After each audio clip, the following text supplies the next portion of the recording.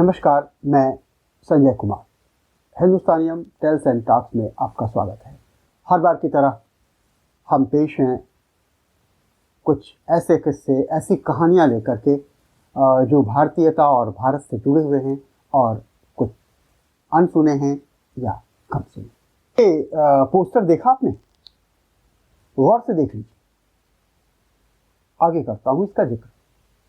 फिलहाल तो अयोध्या के श्री राम जन्मभूमि मंदिर के लिए चंदा अभियान काफी सफल रहा है। तमाम समितियां, संघ और विहिप के हजारों कार्यकर्ता इस लक्ष्य में प्राणपण से जुटे हैं और अब नजदीक आ गया है वो समय जब देखा जाए कि कितना निधि संग्रह हुआ है। 1000 करोड़ की धनराशि तो इकट्ठी हो जाने की पूरी संभावना है, संभव तो उससे ज्यादा भी हो जाए। हालांकि भगवान के नाम पर जुट रहे चंदे का हिसाब कौन मांगेगा और कौन देगा, पर इतना तो जुट ही जाएगा, ये तो बस मानी सी बात है। आखिर तमाम आम और खास लोग तैयार जो हैं हथेलियां लेकर। सैकड़ों साल पुराना सपना अब आकार लेगा, साकार होगा। जो बात इस पोस्टर की है, इसमें साफ लिखा है कि इसमें मंदिर का निर्माण सरकारी पैसों से नहीं होगा। इसका निर्माण राम भक्तों के दान से होगा, मतलब जनता के पैसों से होगा। वैसे सरकार भी जनता की ही है। खैर, बात बिना घुमाए सीधे सीधे मुद्दे पर आए तो ये समय है इसी तरह एक और मंदिर और उसके चंदा अभियान को याद करने का। इस मंदिर के पुनर्निर्माण के बारे में भी यही कहा गया था कि इसका निर्माण सरकारी पैसे से नहीं, इसमें पूरी तरह से ही जनता का पैसा लगेगा। हालांकि लगा तो जनता का ही पैसा, पर कैसे आया वो पैसा, कहां से आया, इसका एक दिलचस्प मगर एक विवादास्पद अतीत है। इस तरह का धन संग्रह अभियान इस प्रसिद्ध मंदिर के लिए चलाया गया था। उसके भी पुनरुद्धार का सपना सैकड़ों साल पुराना था, कम से कम 240 साल पुराना। आखिरी बार औरंगजेबी फरमान पर उस मंदिर को तोड़ दिया गया था। इसको फिर से बनाने के खातिर चंदे के लिए इसी तरह का, जैसे अब की बार छिड़ा था, वैसे ही व्यापक अभियान छिड़ा।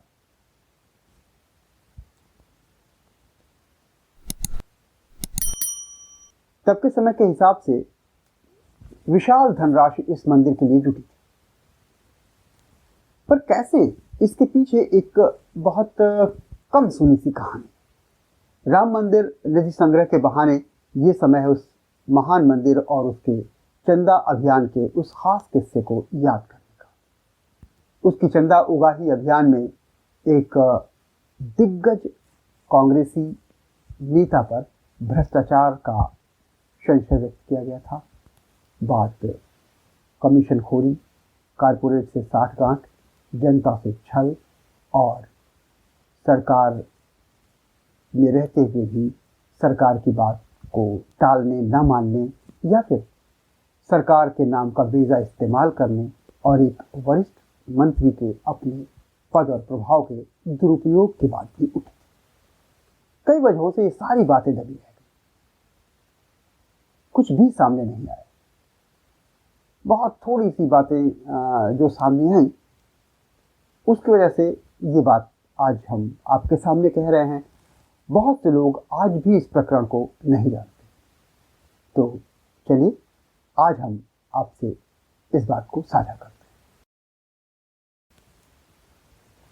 तो बात सोमनाथ मंदिर की हो रही।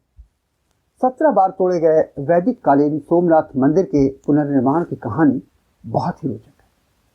सबसे बड़ी बात यह कि ये जो कहानी बताई जाती है ना, इसके बारे में, इसके पुनर्निर्माण के बारे में, वो कहानी जो प्रचलित है वो पूरी तरह गलत नहीं है, लेकिन वो ठीक वैसी भी नहीं है जैसी बताई जाती है।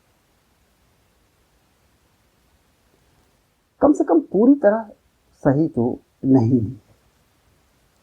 मंदिर की आजादी के बाद फिर से बनने की जो कहानी है उसके बारे में आपने थोड़ा बहुत तो सुना ही होगा।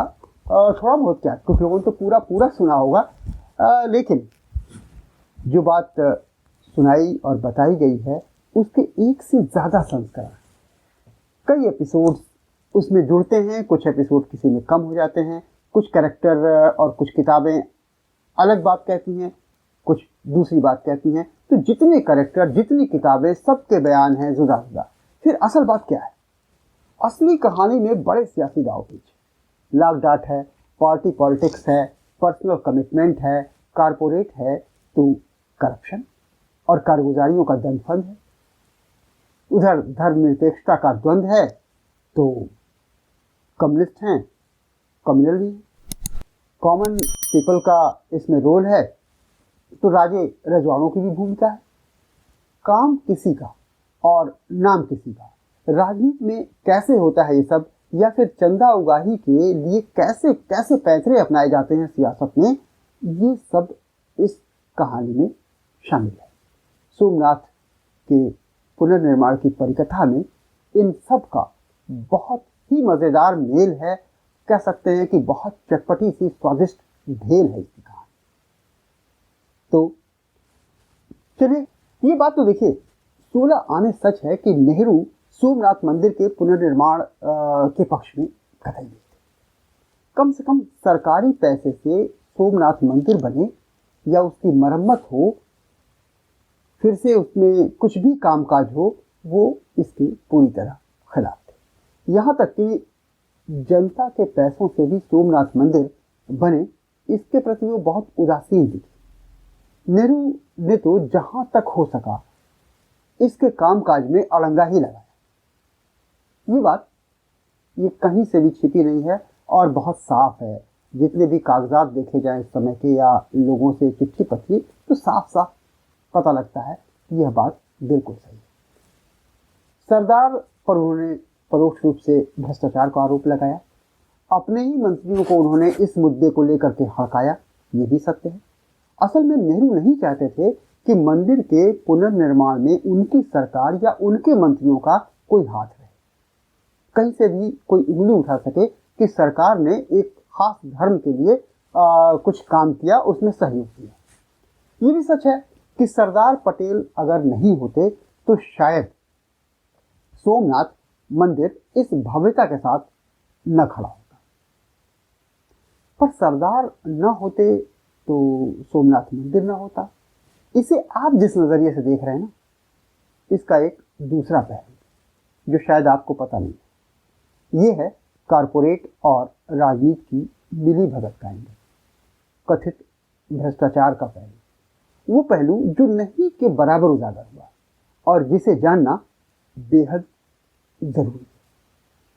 पर निश्चित तौर पर जब बात बहुत ज़्यादा खुली नहीं है, बहुत ज़्यादा आम नहीं है, तो वो उतनी ही विवादास्पद भी है। इसीलिए तो कहता हूँ, आज जो कहानी प्रचलित है उसमें सच और झूठ का मिलावटी हिस्सा ज़्यादा है और कम से कम वह पूरी तरह सही नहीं है।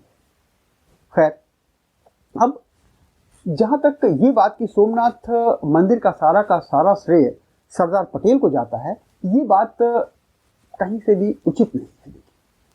सरदार तो मंदिर के बनने के पहले ही दिवंगत हो गए थे। मंदिर का काम तो सही मायने में परवान ही तब चढ़ा जब सरदार थे ही नहीं। असल में ये मान लेना कि सोमनाथ मंदिर महज सरदार पटेल की देन है, ये उन लोगों के साथ बहुत बड़ी नाइंसाफी होगी, बहुत बड़ा अन्याय होगा, जिनके चलते आज सोमनाथ मंदिर हम इस शक्ल में देख पा रहे हैं। हमें उनके अवदान को याद रखना चाहिए, स्मरण करते रहना चाहिए। इससे लौह पुरुष के प्रति आस्था कम नहीं होगी, बल्कि इससे इतिहास की सच्चाई जानने में मदद मिलेगी और ये जो जानकारी होगी ना, आपको तरह तरह के फेक न्यूज़ से, दुष्प्रचारों से बचाएगी। तो हम आज आपको देश के इस महत्वपूर्ण मंदिर के चंदा कांड की वह अंतरंग कथा सुनाते हैं, जिसमें कथित कारपोरेट कांड भी है, जिसका कलंक नेहरू ने सरदार पर थोपने पर पोतने का प्रयास किया था। आजकल सोमनाथ मंदिर के 1400 कलशों को सोने के पत्थर से मढ़ने का काम चल रहा है। इस साल या फिर अगले साल होली से पहले ये काम पूरा हो जाने की पूरी उम्मीद है। अगले साल तक अयोध्या में राम मंदिर बनने का काम भी बहुत तेजी पर होगा। तो राम मंदिर के निर्माण के साथ आज़ादी के बाद हुए सोमनाथ मंदिर के पुनर्निर्माण के इतिहास की चर्चा भी जोरों पर जरूर रहेगी, क्योंकि दोनों एक साथ कहीं ना कहीं जोड़ करके देखे जाएंगे। मतलब ये कि इस बात के पूरे आसार हैं कि इस अभूतपूर्व अवसर पर इस बात का लाभ लिया जाए और ये प्रचारित किया जाए, उठाया जाए इस मुद्दे को कि क्योंकि नेहरू ने सोमनाथ मंदिर के पुनर्निर्माण में रोड़े अटकाए, इसलिए ये सत्य है कि नेहरू की सोच कितनी अभारतीय, कितनी अदूरदर्शी, कितनी हिंदू विरोधी थी। सरदार पटेल ने अकेले दम पर सोमनाथ मंदिर बनवाया। वह सोमनाथ मंदिर जहाँ से आडवाणी ने रथ यात्रा शुरू की और वो रथ यात्रा शुरू करके भाजपा और राजनीतिक हिंदुत्व को नया जीवन दिया। इस बात को साबित करने के साथ साथ ये साबित किया जाएगा कि नेहरू महज एक काले चरित्र वाले हैं और उनके बरक्स पटेल बहुत धवल चरित्र वाले हैं। इस सारे प्रकरण में विष्णु नरहरि गाडगिल और के एम मुंशी, वीपी मेनन, सर्वपल्ली राधाकृष्णन, राजेंद्र प्रसाद और यहाँ तक कि महात्मा गांधी तक को नेपथ्य में कर दिया जाएगा। इस प्रकरण से उनको पोंछ दिया जाएगा। नेहरू और पटेल ही केवल मुख्य किरदार रह जाएंगे, एक श्वेत एक श्याम। खैर, नेहरू की मजम्मत और पटेल की बड़ाई अपनी जगह ठीक है, लेकिन इनको भी याद किया जाना चाहिए, इन चरित्रों को भी याद किया जाना चाहिए। मेनन और राधा कृष्णन की बात तो एक बार भी आप मान ले छोड़ दीजिए, पर के मुंशी की भूमिका तो पटेल से भी ज्यादा सक्रिय और प्रमुख थी, उसे कैसे भुलाया जा सकता है। पर राजनीति इसी का नाम है, काम किसी और का, नाम किसी का। महात्मा गांधी की हैसियत उस समय वह थी कि अगर वो नेहरू की बात को वीटो कर देते और कहते कि नहीं, जैसा नेहरू कह रहे हैं वो ठीक है, वही मुखिया हैं सरकार की, तो सोचिए क्या होता। गाडगिल शुरुआत न करते, प्रस्ताव न देते, मुंशी अपनी पद प्रतिष्ठा और कैरियर को दांव पर लगा करके न जूझ जाते और राजेंद्र बाबू जैसे कद्दावर नेहरू के खिलाफ खड़े ना हो जाते, तो सोचिए क्या होता। इस प्रकरण में और भी बहुत से लोग, वो सब इसका बाहरी तौर पर समर्थन न करते, तो सोचिए क्या होता। पटेल भले ही सब सामने रहे हों, सबके सामने रहे हों इस प्रकरण में पूरे, पर परोक्ष रूप में रह करके बहुत से लोगों ने इसमें अपनी अच्छी भूमिकाएं निभाई।